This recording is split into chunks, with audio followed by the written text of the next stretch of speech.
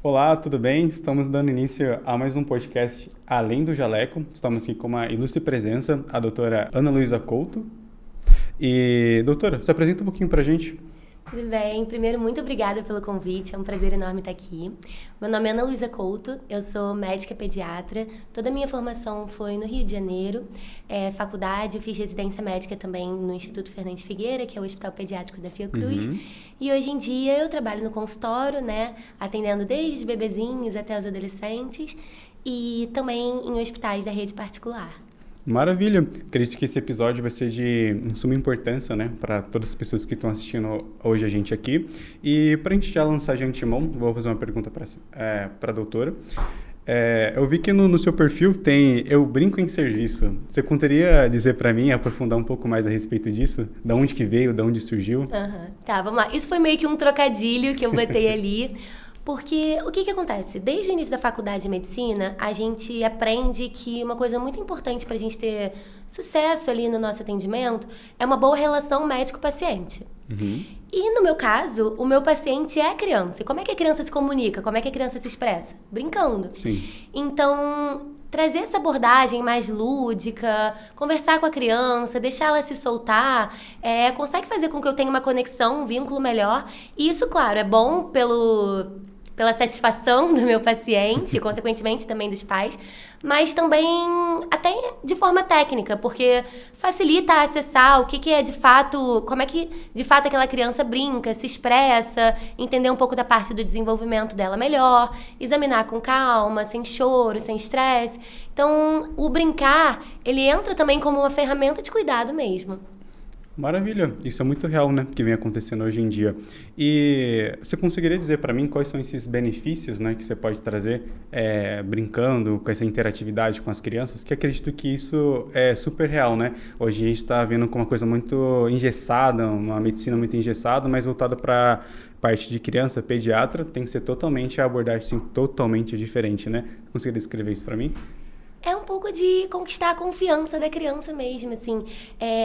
Hoje em dia a gente vê, na verdade, em geral, a gente vê as crianças chegando ali num primeiro momento muito desconfiadas, com medo. Até pela medicina tradicional ter muito daquilo do... se você não se comportar, a doutora vai te dar vacina. Inclusive, quem estiver me assistindo, pelo amor de Deus, não faça isso, por favor. Porque isso cria um trauma na criança. Então, eles chegam desconfiados, com medo, achando que vai ter injeção. E aí, a gente vai conversando ali, vai brincando, vai deixando a criança sentir que ela está no ambiente dela também, que ela não está ali só para ser examinada, só para ser vista. E ela começa a se soltar e vai deixando você acessar melhor, observar melhor. Às vezes eu tô conversando com a mãe, já vou vendo a criança brincando, já entendo como é que é a parte do desenvolvimento, como é que ela pega um brinquedo, quais são as preferências, se ela escolhe mais uma mãozinha do que outra. Na hora de examinar, eu consigo escutar ali sem um choro, sem... alguma coisa que atrapalhe mais. E a criança sente mais confiança e até a família também, Maravilha. Eu percebo também... Com essa interatividade exclusiva, revoltada para as crianças, o que você vem sentindo, o que você vem sentindo das crianças, que vem trazendo no seu consultório, entrando no seu consultório, quais são as coisas boas, coisas ruins que você pode trazer de feedback a respeito disso? Eu acho que o mais legal, na verdade, é ver essa evolução. Porque a gente vê uma criança que chegou... Tinha criança que, no início, assim, nos primeiros atendimentos, chorava, não queria deixar examinar, era um caos. E conforme a gente vai conversando, vai conhecendo aquela criança, vendo do que ela gosta de brincar, conversando sobre os assuntos dela, ela vai se soltando. E, assim, é lindo. É uma coisa que, às vezes, até me emociona. Porque uma criança que começava super desconfiada, super ali... fechada, depois já tá... Às vezes me manda áudio, a mãe me manda áudio da criança falando, doutora, queria ir te ver, quando é que eu vou lá, entendeu? Então, às vezes traz um desenho, então... É muito gratificante, assim, isso é muito legal ver essa confiança, essa conquista mesmo que a gente consegue ter com o paciente. Maravilha. E a gente se aprofundando uma parte um pouco mais técnica, a senhora poderia me dizer o quão importante é essa parte do pré-natal, então, que eu percebo que hoje em dia as pessoas estão nessa âmbito digital, né? Se perdendo muito com muitas informações, esquecendo e realmente de buscar um profissional qualificado, né? Então, se puder me dizer exatamente desde do zero aos seus 2, aos seus... até a vida adulta, qual é essa importância desse acompanhamento, né? Eu acho que, assim, o acompanhamento com o pediatra, ele não é só para ter alguém para te dizer o que fazer, para fazer uma prescrição e para acompanhar o crescimento da criança. Eu acho que hoje em dia a informação chega. O problema é que muitas vezes a informação chega de forma confusa, né? Teve a informação que veio do Instagram, da tia, do vizinho, do TikTok, enfim. E aí os pais chegam muito perdidos, não mais pela falta de informação, mas pelo excesso de informação. Então, eu acho que a função do pediatra hoje em dia é ajudar a organizar isso. Principalmente no início da vida, que tem muita coisa nova, muita coisa acontecendo, e isso traz muita insegurança. Então, saber que tem alguém ali, tanto para organizar esse raciocínio, para te ajudar a dizer o que é confiável, o que não é, mas também para ter alguém ali para te socorrer. Às vezes é uma dúvida que parece boba, mas não existe dúvida boba. Sim. Numa insegurança, num contexto que aquela família está vivendo, aquilo é muito importante. Então, ter alguém para acolher naquele momento e para dar confiança... eu acho que é o que mais faz diferença, e a gente sente isso no desenrolar, que a família vai ganhando confiança, vai cada vez te procurando ali, não menos, mas assim, Sim. menos por questões mais simples, porque ela vai conseguindo manejar um pouco mais e você vai sentindo aquela família mais segura. E assim, quando eu vejo isso acontecendo, eu sei que o meu trabalho está sendo bem feito. Maravilha. Isso é muito real mesmo que vem acontecendo, e acredito que a gente possa até já linkar em relação a nessa parte mais prática, né? A doutora conseguiria me passar exatamente quais são os sintomas ou as dores ou dúvidas, né, que maior vêm e como a senhora conseguiu solucionar? Eu acho que isso varia um pouco por faixa etária, mas se a gente pensar ali nos pequenininhos, com certeza a parte do choro, a parte da amamentação, que vai muito de entender que um bebê é diferente de um adulto pequeno. Então, várias coisas que a gente olha... que parecem estranhas num bebê, muitas vezes são normais. Então, a gente conversar... Aliás, desde a consulta de pré-natal, acho que participar da consulta de pré-natal faz muita diferença por causa disso, que a gente consegue antecipar o que é normal e evitar essas angústias por coisas que são esperadas no recém-nascido. Então, muita parte do choro, que, poxa, o bebê em extra gestação, ele chora mesmo.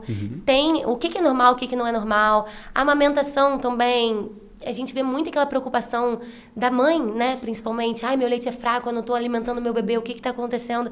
E às vezes não é, às vezes é só porque está naquele período. E eu converso, nossa, mas você sabe como é que é o tamanho do estômago do bebê? Você sabe por que seu leite é assim? Deixa eu te explicar a composição do seu leite. E aí elas vão entendendo e vai gerando confiança. E isso até melhora o processo, melhora, ali, torna ela mais calma e faz com que tudo evolua de uma forma melhor.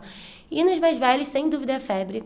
As famílias têm muito medo da febre e eu sempre bato nessa tecla de explicar o que é a febre e por que, se não for uma febre com sinal de alarme, se não for um bebê muito pequeno, ou então, né, se não tiver alguma comorbidade, por que a febre, na verdade, não é nossa inimiga? E explicar isso faz eles se sentirem mais confiantes e conseguirem lidar melhor com essa questão. Maravilha. E é interessante que a senhora dizendo muito essas partes técnicas com essa parte de informação, né?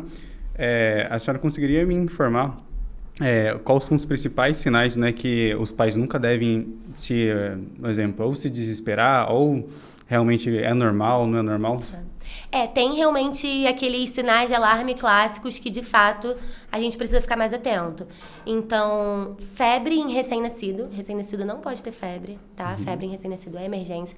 Ou uma febre no menor de 3 meses que não seja aquela febre pós-vacina. Para isso que também tem que assinar o pediatra e falar, tomou vacina dia tal, o que você acha? Essa febre pode ser da vacina? Pode ser alguma outra coisa? Aquela prostração muito importante, a criança que está muito largada, já medicou a febre, passou a febre, continua muito caída, também merece uma atenção. Sinais de desidratação, parar de fazer xixi, ficar com a boca muito seca, ou então um esforço para respirar, né, num quadro respiratório, aquela respiração mais cansada, são coisas que precisam de uma atenção imediata. Mas assim, uma coisa que eu sempre repito, as famílias conhecem os seus filhos melhor do que ninguém. Então, assim, se tá sentindo que tem alguma coisa diferente, que tá esquisito, fala com o seu pediatra. Não necessariamente vai precisar sair correndo para emergência na hora, mas fala com o seu pediatra, porque, assim, o instinto materno e paterno ali acho que tem que vir antes da parte médica. Acho que também tem que ser muito considerado. Perfeito. Acredito que a senhora conseguiu concluir muito bem, né? Essa parte dos sintomas, do que os deveres que realmente deve se preocupar. E acho que a gente pode pegar um pouco mais da sua origem, da sua raiz, né? Como é que a senhora realmente nasceu essa chama, essa enraização para você começar? Para pediatria? Isso, revoltado para pediatria. Então, eu acho que é uma coisa que já nasceu comigo. Desde que eu era criança, eu me identifico com crianças. Então, não sei se muito pela minha família, por eu ter sido a mais velha, assim, entre os meus primos. Então, quando eu tava ali com os meus 4, 5 aninhos, eu tava cheia de primo bebê e eu gostava muito de cuidar deles. Pedia pra ajudar, pedia pra dormir na casa das minhas tias, ficar ali com as crianças. Acho que foi uma identificação que sempre nasceu comigo. E, claro, durante a faculdade, a gente vendo de fato o que é pediatria, né? Porque não é só criança, realmente a pediatria em geral, me encantou demais. Eu tentei fugir, porque tentaram me convencer, falar, não, vai fazer uma dermato, uma cirurgia plástica, pediatria te suga muito, não dá dinheiro, mas assim, quando a gente gosta, não tem jeito, né? Sim. A gente tem que fazer aquilo que encanta a gente. E a pediatria, por mais que de fato seja cansativo, pode ser que, sim, a gente precise ter uma disponibilidade um pouco maior ali para as famílias, porque estão numa fase muito vulnerável, estão precisando muito da gente. Também é muito reenergizante. Por mais que canse e reenergiza, parece contraditório, mas é porque o paciente pediátrico é um paciente muito otimista, um paciente que tem muita vontade de reabilitar. Eu acho que eu vi muito isso na minha residência. Eu fiz residência numa instituição com crianças com condições crônicas complexas, então doenças graves, às vezes moradores de hospital ou que internavam várias vezes. E a gente via que por mais que eles estivessem assim numa situação difícil, que muito adulto ali se deixaria bater, eles não se deixavam abater, não. Mostravam assim, não, queriam brincar com a gente, mostravam uma dancinha. Eu sei várias dancinhas do TikTok porque eles me ensinavam. Gostavam de falar sobre os desenhos preferidos, de jogar um jogo, de brincar de alguma coisa. Então você via que assim, poxa, é uma criança que tá com uma pneumonia, mas também é uma criança que tá me contando a comida preferida dela, o brinquedo preferido dela. E acho que isso traz uma energia. E a coisa da conquista também, né? Porque você vê que você vai conseguindo conversar com a criança, vai conquistando e ela cria um amor ali por você que, assim, é impagável. Então, pra mim, não teve jeito. Tinha que ser pediatria. Faz bastante sentido o que a senhora acabou de descrever pra gente. E acredito que até para ser um pouco mais 100% assertivo agora com as perguntas, com essa questão desse nosso bate-papo, né? Eu vou trazer aqui, vou fazer convidado um host, o Pedro, né? Pedro Venâncio, para estar conversando com a senhora também, para ele terminar esse desenvolvimento, essa conclusão, que acredito que vai ser de muita importância também, para ele saber um pouquinho mais a respeito do seu dia a dia, de como funciona essa parte da pediatria também. E acredito que isso. Pode entrar aí, Pedro. Bom, e você que estava assistindo esse podcast, eu invadi esse episódio porque, para quem não sabe, eu fui pai recentemente. Eu sou um dos fundadores aqui do projeto do Além do Jaleco. E vendo a doutora aqui nos bastidores, doutora, a gente conversou, né, por muitas vezes. A gente sabe que pais de primeira viagem têm muitos desafios, né? Tanto da questão do relacionamento do casal em si, pensando em sono, pensando em conciliar outras atividades, como o trabalho, para a mãe a maternidade, para o pai a paternidade. E eu queria que a gente explorasse um pouquinho mais agora, me colocando nesse lugar também como paciente, e aí também trazendo para toda a sua base de pacientes em geral, que quando teve esse evento, que é primeiro nascimento do filho, tudo muda.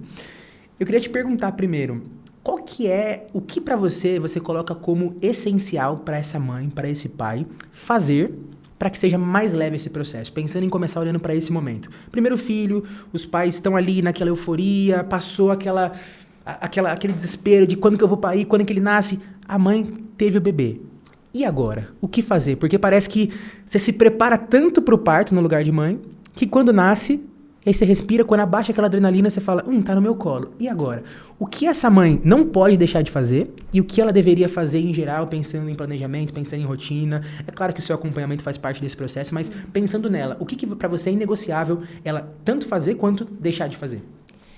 Então, não querendo puxar a sardinha pro meu lado, não, mas eu acho que nesse momento tem muita coisa acontecendo. Então, assim, acabou de nascer um bebê, acabou da vida mudar 200%, e ao mesmo tempo a gente tá num período que a gente sabe que tem privação de sono, que às vezes tem mamãe ali num pós-operatório se recuperando, que às vezes tem estresse, muitas vezes tem... Os hormônios, eles estão alterados, então pode ter toda essa questão. Tem muita gente querendo palpitar, família querendo visitar, querendo invadir. E às vezes os pais não se sentindo tão seguros para isso ainda. Então, eu acho que a consulta de pré-natal faz diferença por causa disso. Não é querendo falar, incentivar só a consulta, não. É porque é uma forma de se preparar para esse momento e entender o que vai ser normal e o que não vai ser. Porque muita coisa vai acontecer com esse bebê que aquela família não sabe o que é, não entende, nunca viveu isso, né? Então não entende que aquele choro da esterogestação... Poxa, por que meu bebê não para de chorar? Tem alguma coisa errada com ele? Ele tá sentindo dor? E às vezes é só uma esterogestação. Por que meu bebê quer mamar o tempo inteiro? Será que meu leite tá fraco? Será que não tá funcionando? Essa história não existe, né? De leite fraco. Não existe. Por que isso tá acontecendo? Por que eu tô triste? Tem isso também. Às vezes a mãe se sente triste. E é só uma questão hormonal. Então, antecipar isso tudo traz muita segurança. E eu acho que tem que tentar focar no... Você gosta de preparar a mãe antes, no fim das contas, então, né? Em que momento você, no pré-natal, em que momento que você acredita que é essencial a pediatra entrar? Porque não é só na sala de parto. Em que momento, antes, com quantas semanas? Até pra gente poder pensar na visão de quem quer ser mãe. Porque eu acho que tem muito esse lado também de mulheres que às vezes se sentem inseguras por falta de informação. Né? Então, nesse lugar de preparo, o que você vê que é essencial? Em que momento que faz sentido esse acompanhamento, doutora? Então, na verdade, essa consulta, por mais que ela não seja tão conhecida, ela faz parte das consultas de rotina da criança, orientadas pela Sociedade Brasileira de Pediatria.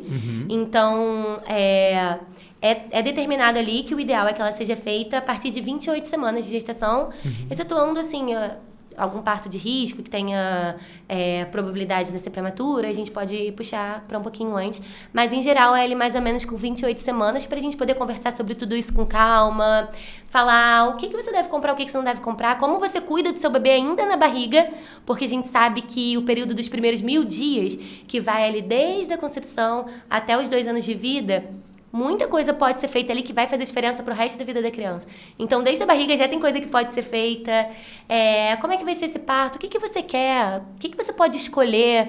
Como é que você pode pensar com calma sobre essas decisões? E, principalmente, no pós-parto, o que é normal, o que não é. Que eu acho que isso traz mais segurança. Fora a parte de já ter feito um vínculo, de ter alguém ali para te ajudar, a falar, olha... Mesmo que não dê ruim, se der ruim principalmente, poxa, deu ruim aqui, me ajuda, me socorre.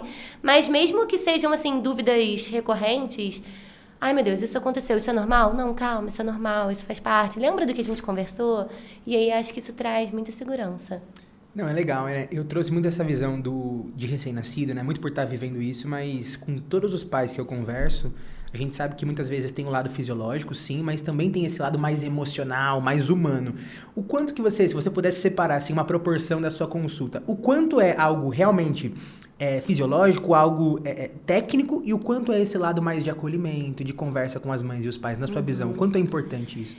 Eu acho que não dá pra separar. Tipo, uma parte eu tô fazendo a parte técnica, uma parte eu tô fazendo acolhimento. Porque eu acho que a ciência tem que pautar tudo, a gente tem que ser técnica, acho que a gente tem que estar sempre se atualizando, estudando, porque a gente está lidando com vidas. Sim. Então, a gente tem que ter a responsabilidade de não tirar nada da nossa cabeça, né? De falar o que os estudos mostram, o que as sociedades orientam. Mas não adianta nada eu falar isso se eu não tiver o acolhimento de entender a realidade daquela família. Porque o que vai se dar na prática é o que condiz com a realidade. Por exemplo, eu vou dar um exemplo da tela. Se eu pegar o que a Sociedade Brasileira de Pediatria recomenda, vai ser assim, olha, não pode tela até os 2 anos. Mas, para muitas famílias, né, poxa, uma família que tem uma rede de apoio, que consegue fazer isso, eu vou dizer, olha, esse é o recomendado, você consegue fazer isso, se a família conseguir fazer, ótimo, maravilhoso.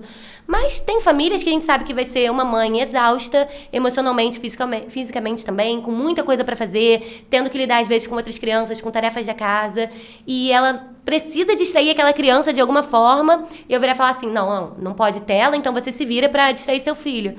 Ela vai falar, olha, sinto muito, não vou fazer, vai sair da consulta falando ok, vai chegar em casa e não vai fazer. Então, é muito melhor eu entender a realidade dela e falar, olha, tudo bem, tô te entendendo. Pra você não tá dando pra fazer assim? Vamos fazer o seguinte, então, vamos tentar fazer o mínimo possível, vamos escolher uns horários melhores, então evita ali nesse horário, por exemplo, na refeição, perto da hora de dormir, evita no momento que seu filho esteja mais estressado, pra gente não aumentar isso, deixa eu te orientar uns desenhos que têm menor estímulo, que vão ter menores prejuízos, que aí eu consigo alcançar o mais perto do ideal, é o que eu estava falando antes com o Lucas. Não adianta a gente querer mirar na perfeição, a gente tem que tentar chegar no mais perto possível, se adequando à realidade de cada um. Perfeito. E olhando para todos os pacientes que você atende hoje, doutora, pensando em todas as idades, qual que é a fase mais crítica na sua visão, se é que existe? Olha, é muito difícil responder isso, porque eu vejo que, na prática... Cada uma tem o seu pico. Cada um tem seu pico e cada família tem uma fase mais desafiadora. É aquilo, a gente está lidando com seres humanos, a gente não está lidando com robôs ou com o que diz o livro. Então, tem famílias que vão ter que vão ter ali a fase dos primeiros dias do recém-nascido de forma muito desafiadora. Não sei como é que foi para você. Foi muito. Mas assim... Mas foi mais pra mãe do que pro pai. E acho que bons combinados ajudam nesse sentido. Em geral, é mais pra mãe do que trazendo até pro pro meu lado. Eu acho que o pai, ele tem que muito mais se preocupar em garantir que a mãe esteja bem, porque a mãe bem, a criança vai estar bem, né? Com certeza. Pais, mimem a esposa de vocês. Pelo amor de Deus, que ela tá precisando disso, hein? 100%. Foi um dos acertos desse processo. E aí, o preparo, o acesso à informação, tudo isso são coisas que a gente quer trazer aqui, porque eu sei que na minha vida fez a diferença. A doutora também tem, com certeza, vários casos de que esse alinhamento e esse cuidado com o bem-estar da mãe também. Porque a gente sabe que não tem como. O filho acaba sendo um reflexo dos pais, de certa forma, né? Claro. Então, se a mãe não tá bem, dificilmente a criança vai estar bem. Essa é a verdade. E é aquilo que parece clichê, né? Então, se cuidar pra cuidar. Sim. Parece clichê, mas é muito verdade. Só é clichê porque é verdade. Exatamente. E assim, a criança sente tudo passa pra criança. Então, pra gente conseguir fazer alguma coisa bem, até a gente, pra poder trabalhar bem, a gente vê, se a gente tá numa semana que a gente tá com outras demandas, claro que a gente vai sempre tentar fazer o melhor possível no nosso trabalho, se esforçar. Mas se a gente não se cuidar, não se preocupar, poxa, eu vou tentar fazer uma atividade física, eu vou tentar fazer alguma outra coisa, pra eu conseguir ter o meu melhor desempenho. Na maternidade, na paternidade é a mesma coisa. Fora que a criança sente tudo. Então, assim, se cuidar pra cuidar, acho que tem que ser o lema principal. Demais. E a gente vê, né, hoje depende muito do casal, é claro, mas quando a gente olha a maternidade como um sonho, muitas vezes eu brinco que é quase que um esporte de alto rendimento. Você vive pra aquilo, né? E aí é uma linha tênue entre ser só mãe pra essa mulher e ela muitas vezes se deixar de lado, deixar os desejos, as vontades dela de lado. Sim. Você vê bastante isso no consultório, doutora. E o que você recomenda para ter essa conciliação? Porque é claro que a mãe, ela não vai ser só mulher, porque ela também é mãe, mas ela se doar 100% como mãe e não cuidar de si, o 100% dela acaba diminuindo, todo diminui. Então, como que a gente encontra esse eixo, doutora, na sua visão? Exatamente. E assim, eu entendo que é muito difícil, tá? É muito difícil, às vezes... Poxa, veio ali uma mini vida que depende 100% de você, então não tem como dizer que não vai acabar abdicando de muita coisa, consumindo quase todo o tempo. Isso acaba acontecendo, principalmente no início, depois vai se ajustando. Mas tem que tentar separar momentos ali e, claro, quem puder contar com uma rede de apoio, acho que faz toda a diferença, né? Então, poder ter ali a quem recorrer, ajudar, pelo menos assim, poxa, se eu tô muito sobrecarregada aqui com a parte do bebê, será que tem alguém que pode me ajudar com a parte de casa, com a parte, poxa, preparar uma comida pra mim, vou deixar uma comida congelada. A gente vai tentando, eu até converso muito sobre isso nas minhas consultas, tipo... Eu sempre vou perguntar sobre o bebê, mas a primeira coisa que eu faço é pergunto, mãe, pai, como é que vocês estão? Me conta primeiro de vocês, porque é aquilo. Primeiro, a gente tem que estar bem para poder cuidar. Então, a primeira coisa que eu pergunto é essa. E aí, depois a gente vai entrando na parte do bebê. É tentar separar mesmo isso e, assim, quem tiver o privilégio de contar com uma rede de apoio, acho que faz toda a diferença. Não, que legal. E quando você olhar, de fato, o problema da criança, dificilmente a criança vai ter um problema e os pais estão 100%... Tá top, tá bem. Dificilmente. Talvez você não tenha nem encontrado esse caso no consultório. Graças a Deus, não. É porque não faz muito sentido, né? Porque a criança ela vai responder realmente ali muito do que vem sendo entregue pelos pais. Por isso que eu acho que, aí trazendo esse relato pessoal, eu acho que esse alinhamento e esse apoio à mãe é muito importante. Né? E também ter acesso a bons profissionais. Então, acho que a gente, até te trazer pra cá, pro podcast, foi muito nessa intenção de deixa eu trazer bons profissionais para que a gente possa informar quem tá em casa, porque a gente sabe que, infelizmente, não é todas as pessoas que têm acesso a isso. Mas hoje, com a internet, internet a gente consegue difundir muito essa informação, acho que esse é um dos privilégios, né? E pensando nisso, doutora, até te provocando e perguntando um pouco dos seus planos, né, para esse ano, para os próximos anos, para sua carreira, eu sei que você tem muita vontade de atender mais pessoas, de ajudar mais pessoas. O que você planeja, projeta, você tem ideia de como que você pode fazer isso? A gente sabe que participar de podcast, o próprio Instagram que você movimenta bastante hoje já é um ponto de conexão com essas pessoas. Mas quem está assistindo e quer, de repente, ser atendido por você, o que essa pessoa deve fazer? Ela te manda mensagem? O que você pode entregar para essa pessoa? Falando um pouquinho da forma que você trabalha, principalmente. Eu acho que assim, eu tento ser muito acessível, eu tento ajudar o máximo possível, então no link lá da bio do meu Instagram tem o número para ter acesso.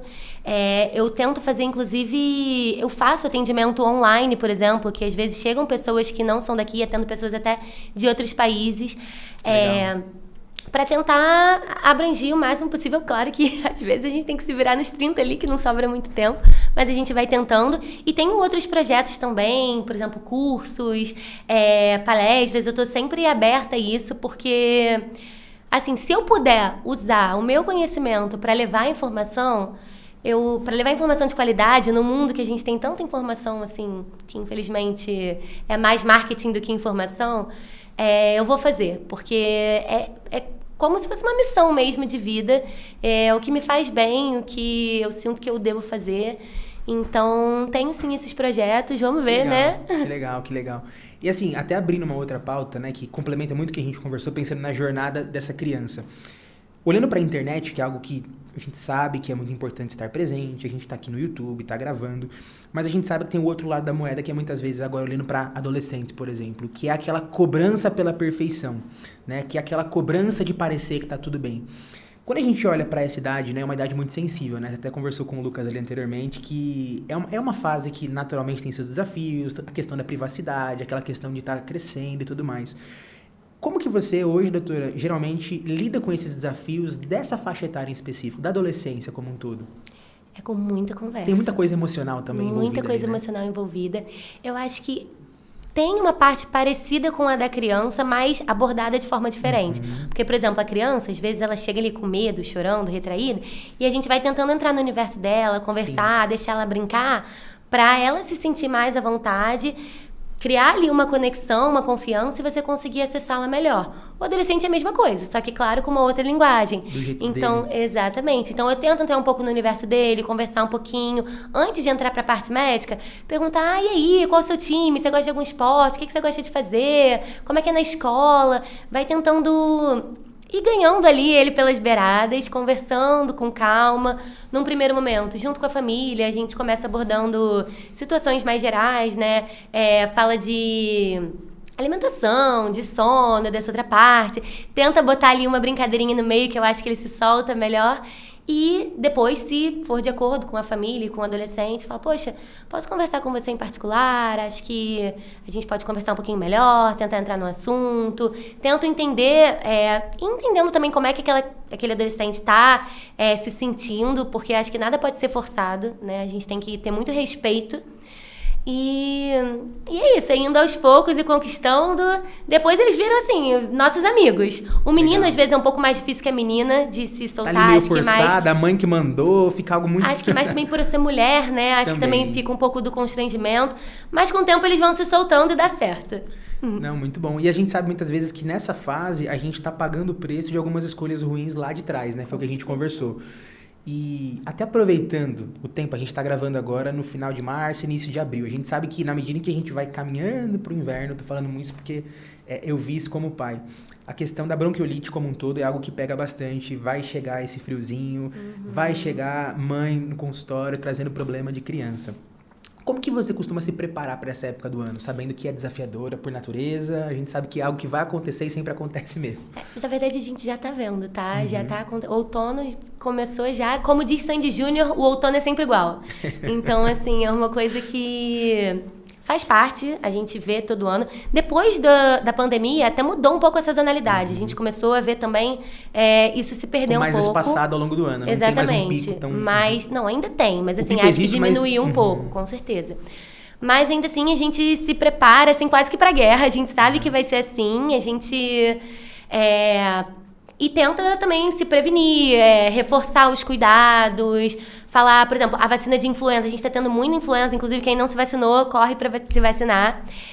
Que é muito importante, reforçar as medidas de higiene, pedir, já conversar com os pais, poxa, seu filho tá doente, não manda pra escolinha, às vezes vai com uma coisa, volta com alguma outra coisa, vamos tomar cuidado com isso, vamos ficar atento, a gente tá numa fase de pico, então vamos redobrar a atenção nisso. Acho que é dessa forma e saber que, assim, infelizmente vai acontecer, mas estar ali atenta, disposta para qualquer sinal que a gente detecte logo no início, a gente já resolva para evitar que isso, né, tenha repercussões maiores. Inclusive, no consultório, a gente faz teste para bronquiolite, né, para o vírus da bronquiolite, que é o RSV. Que, na verdade, a bronquiolite é um sintoma, né? Não é o vírus. Sim. Mas a gente faz teste pro vírus sincicial respiratório, pro influenza, pro Covid. A gente consegue já identificar no início e já conduzir isso da melhor forma antes que isso piore. A gente sabe que, naturalmente, isso acontece, né? Uhum. Não tem jeito. A minha paixão são os bebezinhos, principalmente recém-nascidos. Mas porque... eu sinto, claro que em todas as fases eu sinto, mas naquele primeiro momento eu sinto que a família como um todo está chegando ali muito precisando de amparo, de acolhimento, e assim, conseguir dar isso é muito gratificante. Então, é assim meu carro-chefe, o que eu mais gosto. Mas acho que todas as idades têm suas maravilhas. Também ver as descobertas da criança maior é muito legal. Sentir que você está conquistando ali o adolescente também é muito legal. E ver crescer, né? Porque às vezes, hoje, se você começa com um bebê que vai crescendo e você vê, de fato, Exatamente. Esse amadurecimento é muito gostoso, né? Exatamente. E é muito comum, doutora, você perceber que os pais ali têm mais de um filho e fases diferentes. Como que, na sua visão, o que você recomenda para esses pais que têm filhos de idades diferentes, desafios completamente diferentes, as demandas são completamente diferentes? O que você recomenda para conciliar as atividades ali como mãe, como pai? E eu dei exemplo de 2 crianças, quando tem mais isso é multiplicado. Como conciliar essa rotina?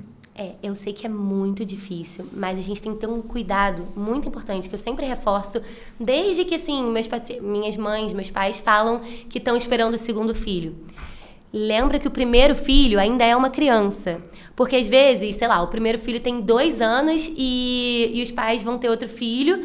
Parece que ele automaticamente vira um adolescente ou uma criança maior. E não, ainda é um bebê pequeno, ainda é uma criança que demanda atenção. Então, claro que o bebê menor vai acabar exigindo uma atenção maior por ser um bebê menor, né? Pelas demandas mesmo. Mas... vamos tentar separar momentos de exclusividade para o filho mais velho. Vamos tentar dar uma atenção ali, mostrar que ele ainda é importante. Chamar para fazer parte do processo. Então, poxa, me ajuda aqui, vou trocar a fralda do seu irmão. Pega ele para mim, ajuda a mamãe, me ajuda a trocar aqui. Envolver no processo, né? Envolver no processo. E também separar momentos de exclusividade, nem que seja, assim, 5 minutos do dia. Momento de exclusividade daquela criança maior para mostrar, você não foi substituído, você ainda tem espaço no meu coração e eu amo vocês dois igual. Então... acho que esse é o mais importante para tentar equilibrar os pratinhos. É desafiador, mas é possível. Perfeito. E eu queria que você deixasse uma mensagem para quem te assistiu até agora, doutora, pensando em... de novo, tem muita coisa na internet que traz desinformação. Se você pudesse compilar isso numa única frase, ou a sua visão, né, técnica quanto a tudo que envolve a pediatria, o que você falaria para essa mulher, para essa mãe, para essa família que te acompanhou até aqui? Eu acho que é aquela máxima do você não precisa ser perfeito, você não vai alcançar a perfeição, mas confie em alguém para te guiar nesse processo que você vai conseguir chegar o mais próximo disso. Então, escolha bem quem vai te ajudar e saiba filtrar essas informações. Então, acho que a função do pediatra é mais filtrar a informação do que qualquer outra coisa. E aí você vai conseguir, assim, dar o melhor para o seu filho, por mais que nunca vai ser o perfeito, você vai conseguir chegar o mais perto disso. Perfeito, doutora. Agradeço muito a sua presença. Espero que você tenha gostado desse bate-papo, tanto dessa parte inicial com o Lucas, quanto comigo agora no lugar de paciente. Fiz questão de ao menos participar desse episódio, porque sempre que eu tenho a oportunidade de aprender e eu gosto de estar presente, e eu aprendo muito com você, gostei muito da visão que você trouxe, até porque é algo que eu estou vivendo, então agradeço e tenho certeza que quem acompanhou esse episódio gostou bastante também. As portas estão abertas para os próximos episódios, com certeza, viu? Ai, com certeza, eu vou adorar. Muito obrigada pelo convite, foi um prazer enorme estar aqui. Espero que seja aí uma caminhada nossa longa. Que legal. Te vejo no próximo episódio do Além do Jaleco. Até o próximo episódio.